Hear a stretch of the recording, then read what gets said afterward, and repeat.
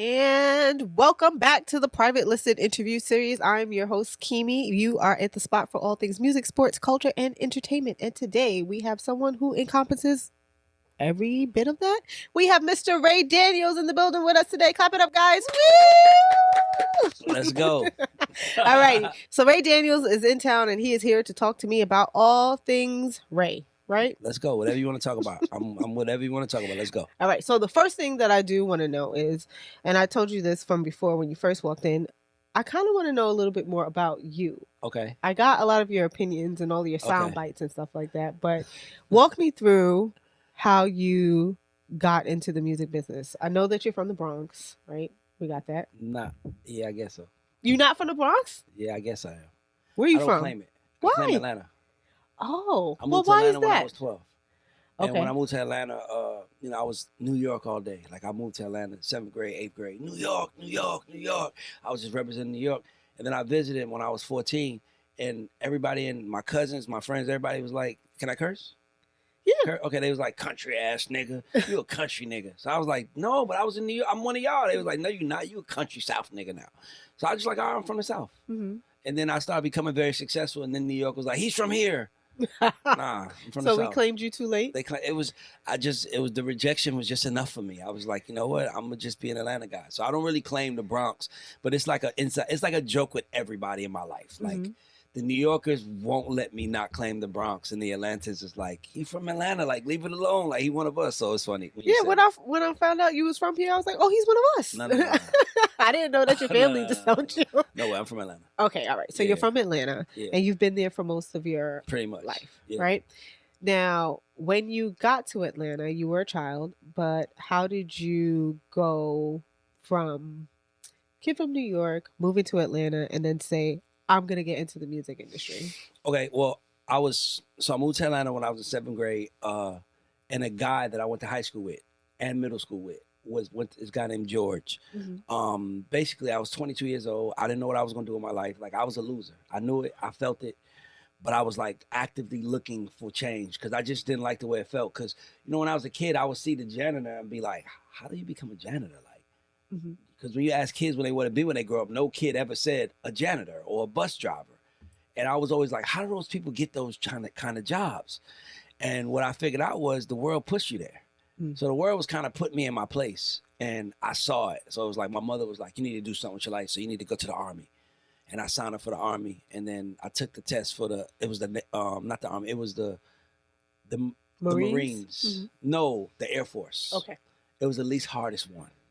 Really? Yeah, the Air Force is the one where like the Army and the Navy and the Marines are hard. The Air Force is not as hard. So my mom was like, well, just do the Air Force then. I was like, all right, cool, I'll do the Air Force. I took the ASVAB test, passed it, which means I was smart enough to do it. The Air Force is the only, I think, one that you have to take a test to get in. Like, you have to actually pass a written test to get into.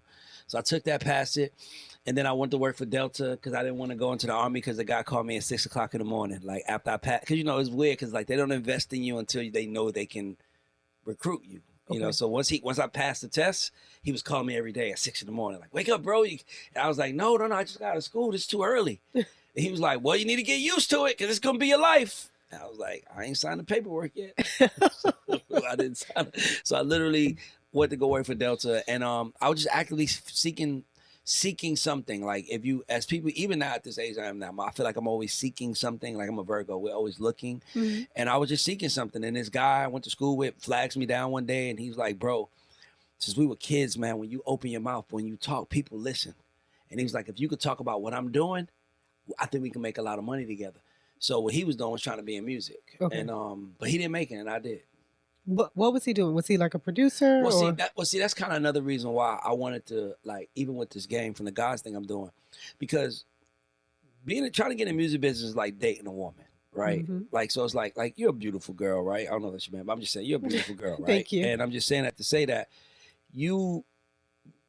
I'm pretty sure you don't have to go outside and want a man to say hello to you or give you a compliment. Like, you're used to it, right? It's like, it's kind of a part of your life, right? So that's what it's like being in music, So, when you want to be in music, you don't just get lucky in it. Like, you can't, I think I got lucky, but you get lucky by saying you'll do whatever. And some people walk, and this guy was like, I'm a producer, I'm a writer, I'm an artist, but I'm a label owner also. And people were like, yo, incredible. Like, and then it was kind of like the excitement was there, but it was like, what do you want to do? And he was like, well, he would play a piano, sing a song, and they'd be like, that's incredible. And he's like, well, that's not for me. I just made that for us to sell to somebody. So he's one of those guys that, in my opinion, he was one of those guys that liked the attention. It's like a woman liking the attention of a lot of men, but she don't really want to be with nobody. It was kind of like he liked the attention. The attention was the confirmation for him that he was talented, and I didn't care about that. Mm-hmm. I just wanted to win. So people liked me and didn't like him, and then was like, yo, we want to work with you. And then I got another group of people, and then it was the same thing. It was like, we don't want to work with them, we want to work with you. And I think the reason why people always want to work with me because I was always in the room willing to do whatever it took. I never had an agenda. My only agenda was the room. Like, how could I help? How could I help? Who can I help? What do you need? I'll run and go get some. I never had ego like that. Meanwhile, they was like, no, I'm the producer, and this is how it goes. Or I'm the artist, and this is how it goes. And I was like, well, I'm whatever the hell the room needs me to be. And tell me how it goes. And that's how I got here. Okay, so then when you say that you did whatever, how does it then go into a position? So like, how did I get here? Not just how you got here, but like, say for instance, like I see one of your titles as executive, right? Yeah. Or that you were an A&R. Yeah. How did you get to be an A&R? Like instead of doing everything, right? Like being the person, the gopher, right? Okay. Whereas you did everything that was needed in the room. How did you transition from being that person who did everything to being specific and saying, I do this? Okay, so the thing is that A&R is one of the things that I do, mm-hmm. right? So I'm also, my houses, mm-hmm. my cars, mm-hmm. everything, the jewelry, that's coming from my management company. Okay. So when people see, so every manager has a skill set, right? So if you want to be like every successful manager started somewhere. So some, like for example, Tory Lanez managers, they were promoters. So that's why Tory Lanez started off, he was doing shows everywhere. Mm-hmm. My background was song making. So that's kind of how I got in the game. But some people's background might be touring. Some people's background might be management. It might be producing. There's so many ways that you could get in the game that I was just, so when I called myself an executive, it was kind of like, I think I'm like one of the rare people that do that. Like, because most of the time, you see, I'm a manager. I'm in the music business. And I was like, no, I'm an executive. I'm well-rounded. And so I already was in the game. I met with Sylvia Rhone. Mm-hmm. Sylvia Rhone still is mentor. I love her to death. She wanted some songs for artists. So that's my place in the business. My place in the business is Atlantic Records. Is like, hey, Ray, we just signed Lizzo, this girl named Lizzo. Mm-hmm. We're not sure what to do with her. Can we send her to you guys and you guys work with her? Mm-hmm. That's who I've always been. So I'm the guy that you call when you need to figure out how to the packaging, the songs, the everything. Okay. But I'm only that because my passion as a manager was always around music. Some people's passion is around money. It wasn't never that for me. It was always music and making the best music. And plus, I take care of my family with this. So I wanted to learn it. Like, I think a lot of people miss that opportunity. They love what they do, but you can't love it so much that you got to remove yourself from it and learn more about it. And that's kind of where my head was at. Mm-hmm. Well, let's go a step back because I heard you say something about music and getting people together, right? Yep. So there's someone that I found. Okay. T-Ron? Yes. How'd you find T-Ron? Because you guys have been working together for a long time and you have a lot of hits. Yes. So the story goes, I had my first artist signed in 2005. Who was that? His name was Noah. Mm-hmm. He was actually featured on Chris Brown's first album. Mm-hmm. He's on the song C to the H to the RIS. My name is Chris. He's on that song. Mm-hmm. Signed him to Job Records. I was brand new. I was a puppy. I didn't know nothing. I was just trying to get on, and he was already in the game before me. So he kind of was like, he was kind of like, people saw like almost he was helping me, but I was doing all of the work because he really didn't care about it. I did. So I got him a deal, and then his stuff, he had a drug problem. So his stuff wasn't taking off as fast. So everybody's like, he needs a better manager. He needs a better manager. And around this time, T-Ron was just my friend. Mm-hmm. I used to intern. How'd you meet T-Ron? I was an intern. Oh, okay. And when I was an intern, my assignment that day was to drive this guy named Tehran, who was an up-and-coming songwriter. Mm-hmm. But he was also an artist. So the day I met him, I told him his music wasn't good. Yeah, because I like when you pour, we ain't got time to make you feel good about yourself. So when I met him, I was like, oh, because I met him and I liked him. And I was like, oh man, I like you, but I gotta be honest, bro. Like when they play me your music, I don't think it's that good. And he was like, what's wrong with it? And I started breaking down what was wrong with it. And he was like, I like you. Because everywhere I go, people tell me I'm good. And you're the first person to tell me why I'm not good. And to give constructive feedback. Yeah, he's like, if everybody tell me I'm good everywhere I go and I ain't got no money, then I can't be that good because I'm broke. You the first person to ever tell me, like, their name was To Equip. And I was like, that sound like a name from the 80s. Like, and I remember this, I'm not even their manager at the time. I'm like, y'all from St. Thomas? Yeah, what's the nickname for St. Thomas? Like, what they call St. Thomas? And he's like, Rock City. I said, y'all should call yourself Rock City. Oh, this is me. This is literally first day of meeting them. I don't even, and by the way, that wound up becoming their name. Okay. So I was managing Noah, and Teron was just hanging. He was a friend. He was hanging out at the studio every day. And yeah, I wound up, it was funny because as I'm working with Noah, I mean, in Teron, I really like Teron, but no one wants to work with Teron because he's from the Virgin Islands. He talks in his accent. Everybody's like, how you going to make money with him? This kid is from Decatur. This is easy. This is easy. So, but I was like, but he don't want it. I know he don't want it because I manage him. Like I got to wake him up in the morning. I got to make him get dressed. I got to make him go to the studio. I got to make him do his verses over.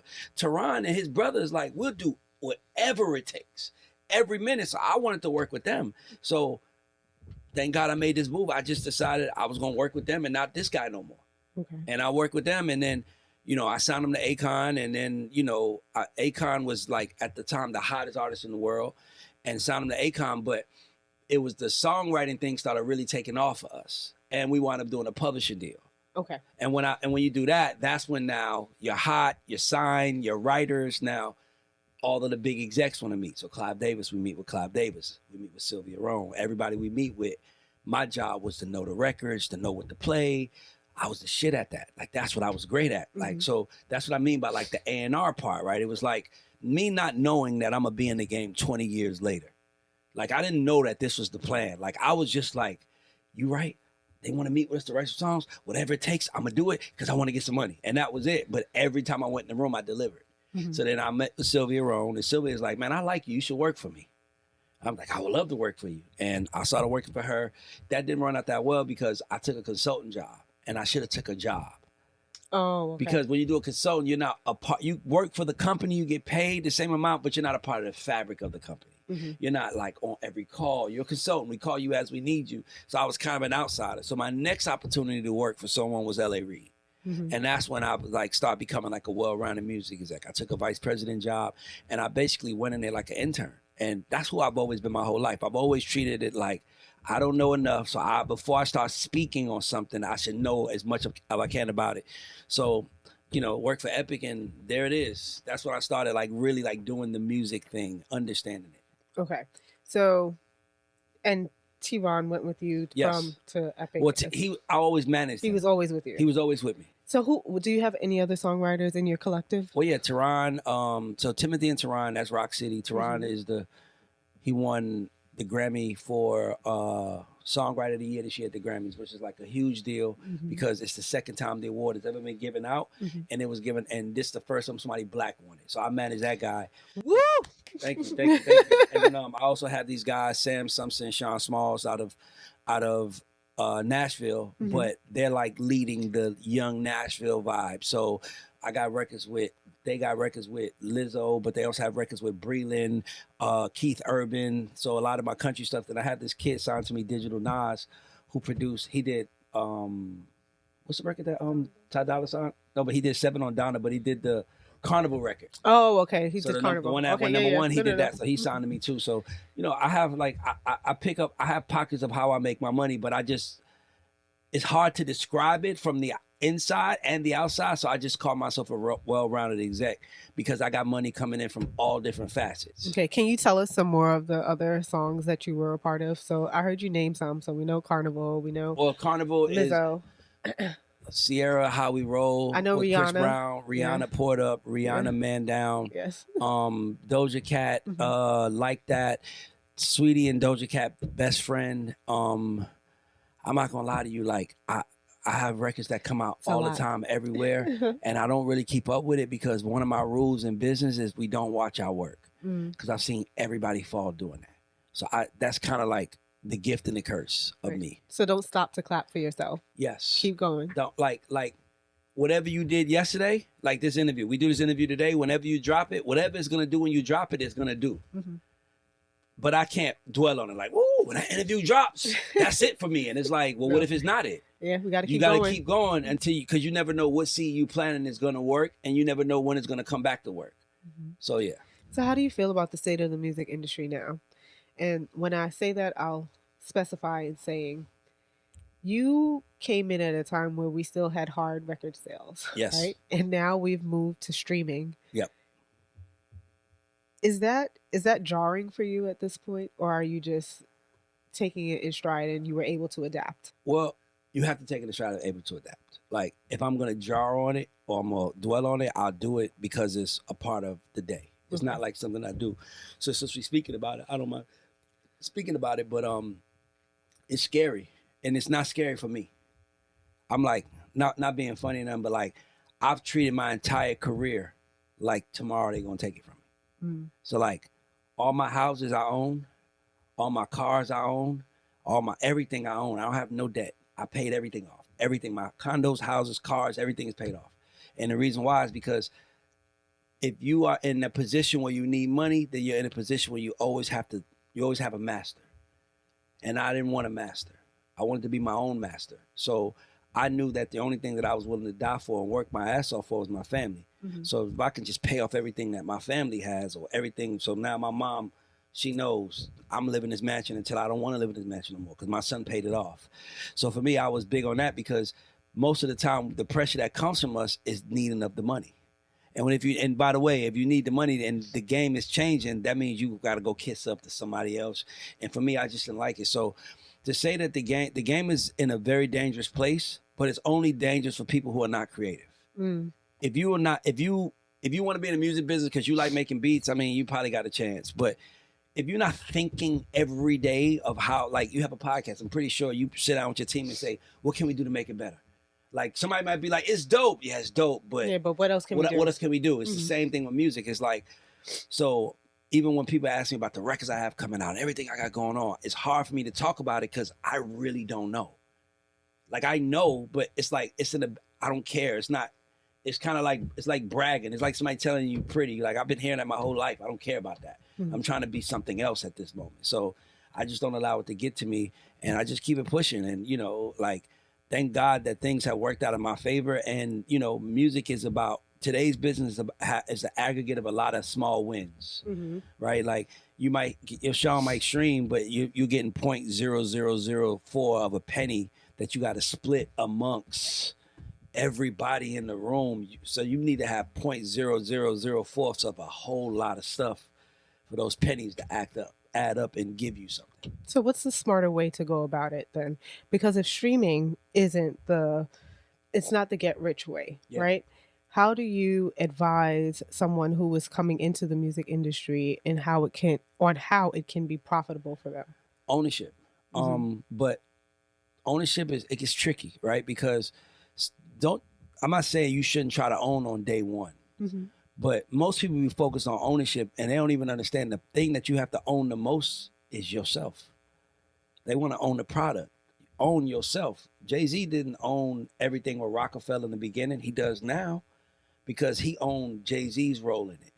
Beyonce, 2 Chainz, these guys didn't own their masters when they started off. They own it now because they've owned their position in their own lives and they keep going and keep pushing. So it's like me. It's like I could have easily just been like, man, I'm going to just keep working with somebody, keep asking for jobs. Somebody give me a job. I need a job. But I was like, nah, I could do what I do for myself and make some money. Why would I don't want you to pay me to do something for you and you going to make millions of dollars. If I believe I can make millions doing it, why wouldn't I do it for myself? Mm-hmm. So owning yourself is the most important thing I would tell anybody. Own your position and learn as much as you can about the business you're in. Learn. Then, because if you don't understand it, everything is not going to work. But if you understand what you're doing, you give yourself a better chance for more things to work.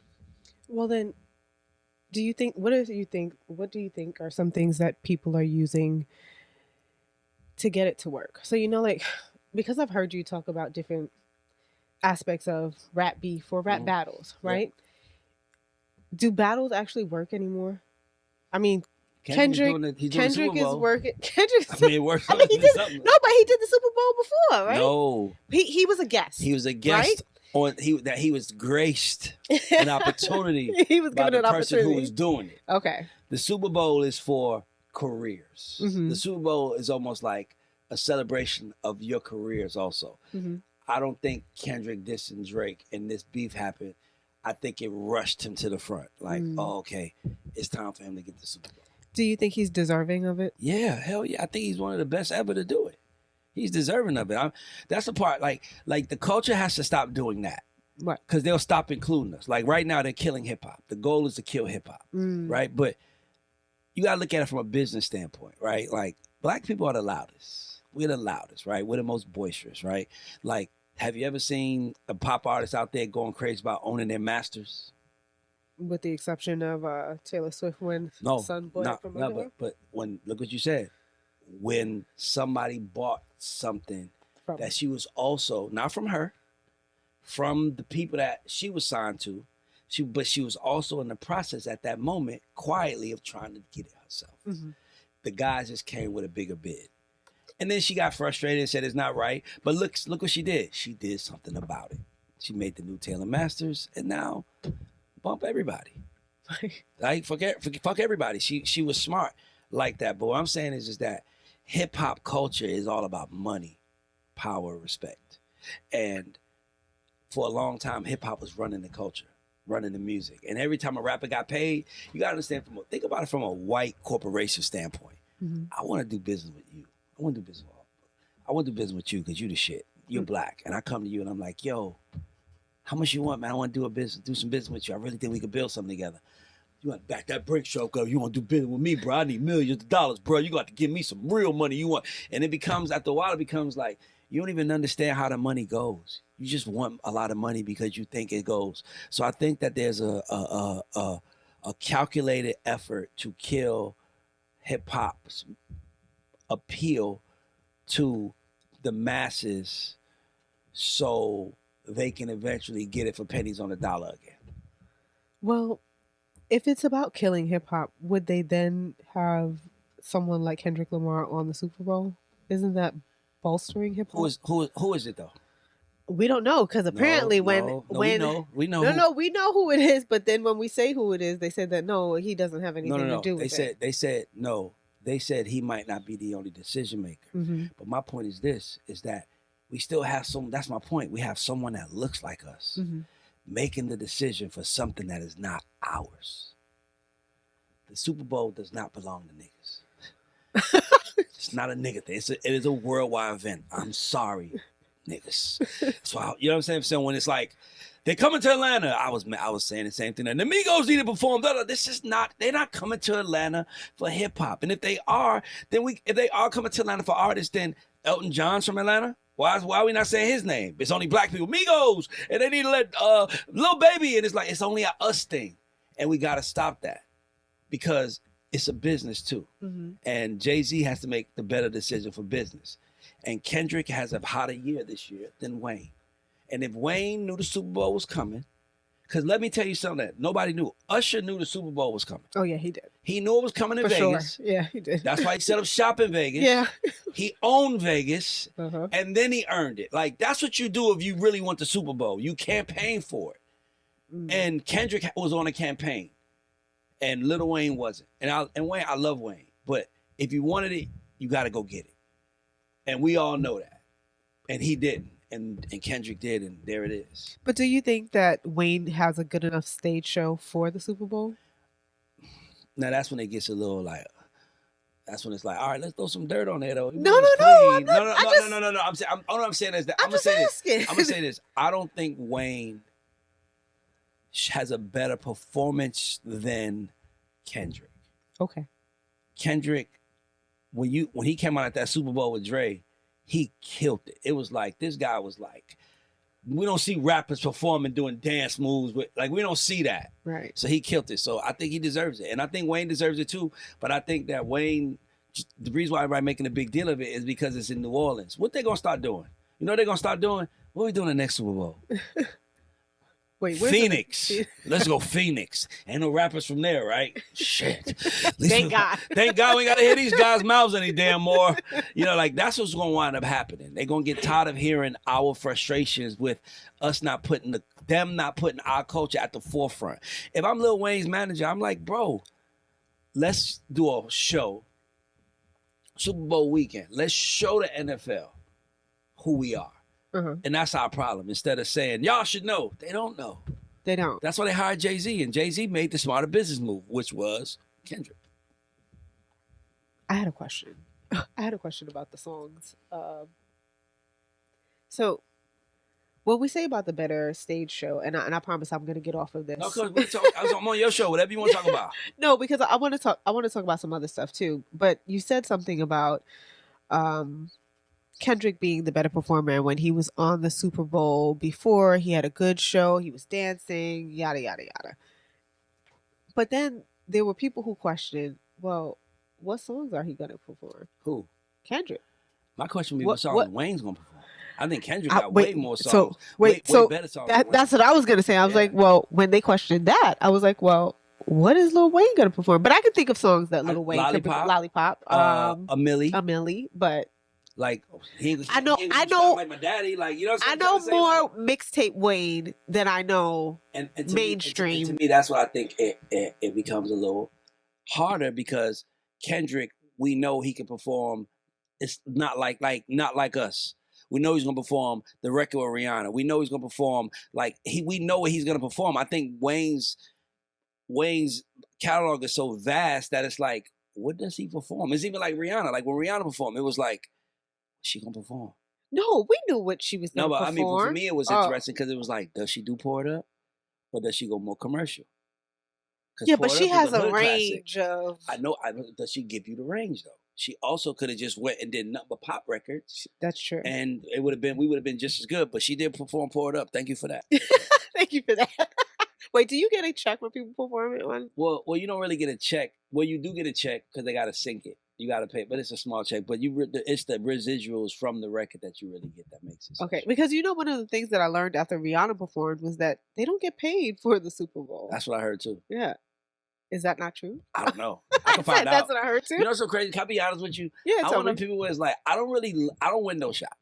Okay. I don't window shop. Like, I don't ask questions about stuff unless I know it pertains to me. Okay. So, like, I ain't got no artist performing at the Super Bowl. Why the hell am I asking? Do they get paid? Well, you may have. I don't have one. And by the way, when I know I may, I bet you I'll figure out that information. It's like, I can figure it out, but it's like, okay, you know what I'm saying?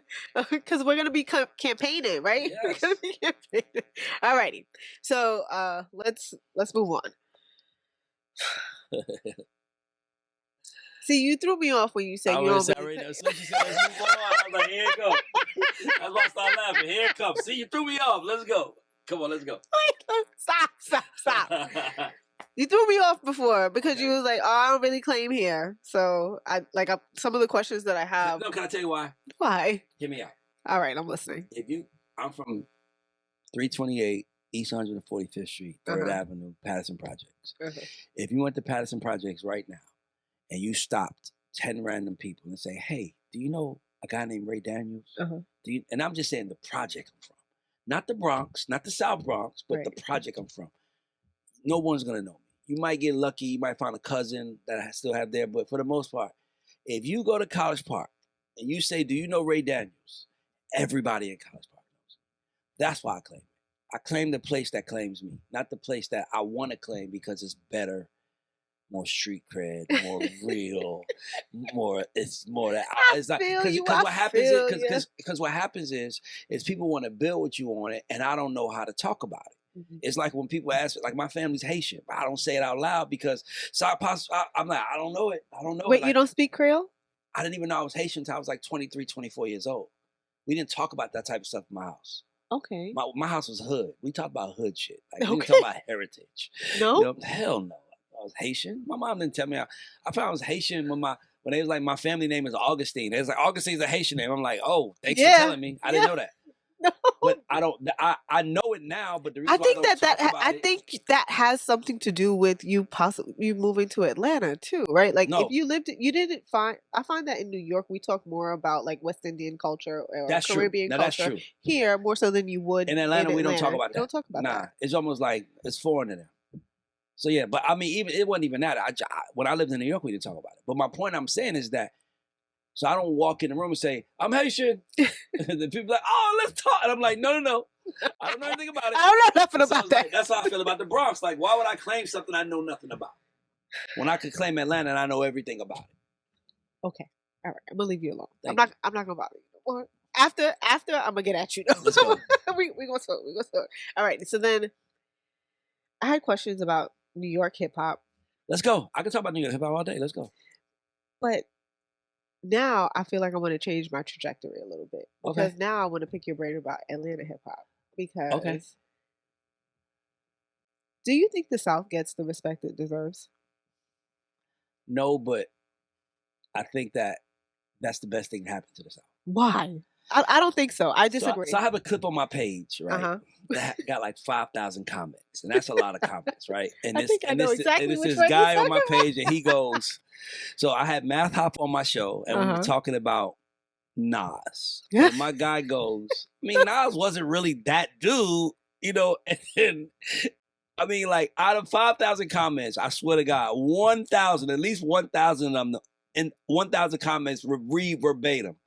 Who the fuck is this guy? That's how New York makes everybody feel. Yes. Like if you speak on hip hop and you don't say what we are saying, Yes. who the fuck do you think you are? So to me, I just think that there's this whole civil thing that's always been brewing between North and South because the South deep down just wants the North's love. But they don't know And that the not North... just love, but their respect. No, I was about to say something. Hear me out. Okay. That's just why I was about to go there. The South wants New York's love. Okay. But what they don't understand is that New York doesn't give love. It gives respect. And the South is not built on respect. It's built on love. So it's funny when he's like, we just didn't love him like that. But y'all like, how fucking dare you talk like that? It's like, no, I respect him. I'm just saying I didn't love him. So it's funny to me. It's funny to me because it's like we are in the middle of this civil war between North and South and East and West. And I just love it because the really bottom line boils down to New York started this shit and wants the respect of starting it. But what does that look like? Does that look like every time we put out a record from the South, we get the New York stamp of approval? Or does that, you see what I'm trying to say? Because I think that that's what it really is. It's almost like New York wants everybody to just shut the fuck up talking about hip hop if you're not going to say what we think you should say. And the South doesn't think like that. Y'all can say Jay-Z is the greatest. We'll be like, cool. Nas is so gifted. Great. We like T.I. too, though. Shut up! No. What you mean? I like him too. No, but T.I. can rap. Yeah, he can rap. T.I. can rap, and people who don't acknowledge that, I don't know if I take them as seriously. Okay, thank you for that. Because T.I. can rap. Yeah, So he can rap, Thank and you. I'm one of the people who believes in lyricism. Maybe it's a lost art at this point. Do you think that we'll ever get it back? Yes and no. These kids are getting dumber and dumber by the day. Jesus. I'm being honest with you. Yo, I wish y'all could see everybody in the room. Everybody just nodding. Hold on. Let's be clear. I came from a dumb generation too. I acting like I had to get smart. I had to learn. But these kids are getting dumber and dumber. And I think that I don't see a place for lyricism, but I've been smart enough to know that everybody has a chance. It just has to be done right. But right now, the greatest lyricist alive is probably Kendrick. And he's from the West Coast. I just really wonder how New York feels about that. I don't know if Kendrick is the greatest lyricist alive. I said right now he is. Jay-Z's still alive. No, I'm saying, no, okay, so Jay-Z is still alive, but, okay, so this is kind of what I do for a living, right? You have to stay sharp. I'm not saying Jay-Z is not sharp. He is sharp. And Jay-Z is the greatest rapper ever to live. And you can't even put anybody near him. To me, that's how I feel. But I'm saying, the same way LeBron James is that to the NBA, he's not that today. today, Kendrick is the hottest rapper in the world and the greatest rapper today. He literally killed the giant. He killed a giant and made another giant go away and check his bag and say, I'm just going to go home today and I'm not going to even try. Let's talk about that. Let's talk about that. Let's talk about that. So last week, by the time you guys see this, J. Cole has already released a song. And wait, what's the name of the song? Is it Port Antonio? Yeah, so Port Antonio. Port Antonio, yeah. Right? And I'll tell you a joke, right? Okay. I have 3 daughters. Okay. How? So at the time when this was said, they were 8, 9, and 10. Okay. Right? So the 9-year-old, she is like a music history savant. Okay. Right? And she learns about music and she wants to know more. So at the top of when the battle first started, right? Remember we had the song with Jake and J. Cole talking about the big 3. Yep. And she heard that and she was like, oh, okay. And then I gave her like some background information. I was like, hey, I think they asked Kendrick to be on this song. And she's like, if I was him, I wouldn't go on this song. And I was like, why not? And then after, she's just like, yeah, I just want to do it. And she's a 9-year-old. And then they go, and then Kendrick comes out with with Future and Metro Boomin. Yep. And she hears that and she's like, that's what you're supposed to do. Yeah. Right? Then J. Cole responds and he takes the song off and I was like, oh, well, he apologized and he deleted the song from the mixtape. And she was like, but he, talking about Kendrick, dissed him. Yeah. Why would he apologize if he dissed him? Now she just threw her hands all away from it. She's just like, I can't rock with this guy because he apologized. And now he's back again. And it almost sounds like not an apology, but like over explaining himself. Yeah. And I didn't have the heart to let her listen to it because she's just like, why is he crying like this all the time? And so here's my question for you. And this is Ava who said that. Is Ava right? Ava goes, he shouldn't have apologized. He should have just slid 10 toes down and just kept battling. Or is what he's saying right now sufficient? I would just say this. I do think that there is something to Drake and J. Cole being mixed. Wait, you think because they got white parents that... Yes. Okay, let me let you finish. I'm gonna shut up. I think that they have a black parent, have a white parent, but they were raised in white households, right? I just think that, they were probably taught something different. Kendrick is from the hood. Like, I got to kill this nigga. Attack. And they're kind of like, you don't always have to. No, you don't have to do that. I just think that I wouldn't say that I wouldn't doubt that played a small role in the makeup of who both of them are. I also probably think that played a big role in why Kendrick goes so hard. I think so. Because I feel like that's why I say Kendrick is better than both of them to me. Because I'm in the music business. Mm-hmm. I make records for a living. It is very, very hard to make records when the artist is more and more niche, more and more of one thing. And Drake can do way more than Kendrick can do. And like Kendrick could never do, I need a one dance. Yeah. So sonically, Drake is free and Kendrick is boxed in, right? Mm-hmm. But Kendrick, every chance he gets, opens that box a little bit more. And to me, that's what I think makes him so special, unique. And I think that, like I always said, I also think that part of their appeal, and the same thing with somebody like Obama, is that, and Kamala right now, is that they have that half of them in them. And that other half is like, I think the world gets kind of like confused by blacks, right? Like, and who are they? Like, how do they think? And, I think it's funny because I think the world is afraid to admit, America is afraid to admit how they did us wrong. Because they don't want to fucking hear the shit that they know we're going to say. In the end, that's why they want to give us our reparations and all the other shit that they know that we deserve. And I feel like Kendrick took that shit. That's why I love him so much. Ain't What? no big three, nigga. It's just It's big just me, big me. nigga. Like, yes, nigga, come take it. And I think Drake was coming like, ha ha ha, with a little playful, like, ha ha, like punch. And Kim's like, bitch, nigga. It was like, hold up. This nigga hit me hard. You know, like, I thought we was just playing. I thought we was just slap boxing. Nah, nigga. Nah, we wasn't slap. It's a fight right now. I don't think they was ready for that because they weren't prepared for that. So you think Drake was kind of resting on his laurels a little bit because he is the one that is more vast and has allegedly the bigger fan base. He kind of like, and that's why I think they all went at him at the same time. I think that when you in these rooms and you start paying attention to like the rules that everyone has to live by, because it's rules in this shit, you know, and you see that Drake didn't have to live by those rules. He don't have like nobody in the South could have did nobody T.I., Jeezy, and them could have done an album called Certified Lover Boy. Like, yeah, he would have fucked y'all. Yeah, like, what the fuck is up with you, nigga? But he's half white. He gets away with things. And I think he did that for a very long time. And I think that's why when he went against Kendrick, you guys, anybody that knew me, I said, he's in trouble. And he's like, you bugging, that's the boy. I said, let me tell you something. That's why I warned my son. I tell my 15-year-old son, I'm like, there's a kid out there that's not going to like you because I'm in the house with you. You got to get used to that. So come with that chip on your shoulder too. Like, oh, y'all think because who my daddy is, y'all gonna fuck with me? What? Come on, I want to show you I've been ready. And I think that he just wasn't ready. I think he wasn't ready. Even if you pay attention to how he's been responding, like my friends and this, they dog, you wasn't they friends. They no. Let me say this. You weren't their friends. I believe they were your friends, but you weren't their friends.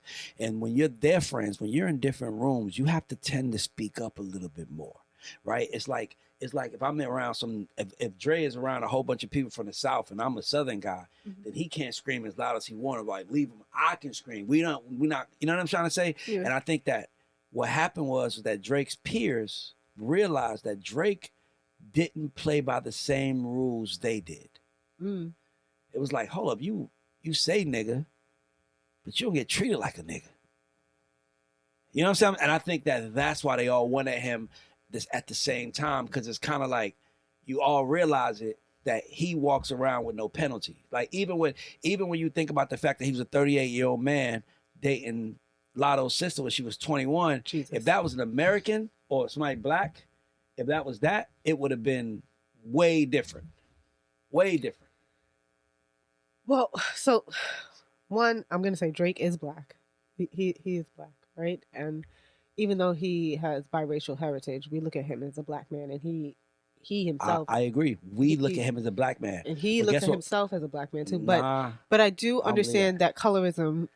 I don't think he looked at himself as. I think we saw him as a black man, but he knew he was more than that, and he walked in that power.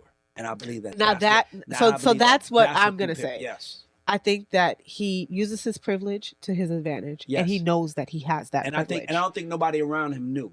I think I think they saw him as their homie. I think they was like, because he in the room and he doing real nigga shit. It's like he's one of us. But I don't think they knew. They know. So, alrighty, Linda, we'll close off with this because I know I've been making you talk a lot.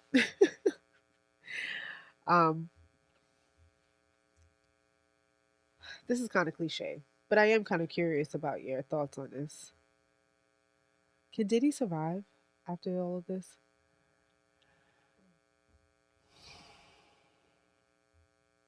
No. Damn. And can I tell you what made me say no? Yes, because my first reaction is to say yes, but the most famous black man to ever live, most famous, most powerful black man in entertainment was Michael Jackson. And they took him down. And to me, it's like, I want him to survive because I would like to believe that he's not the complete monster they call him. I believe that he did fuck up. I believe that he's wrong. But I believe death, when you kill somebody, is because they kill somebody.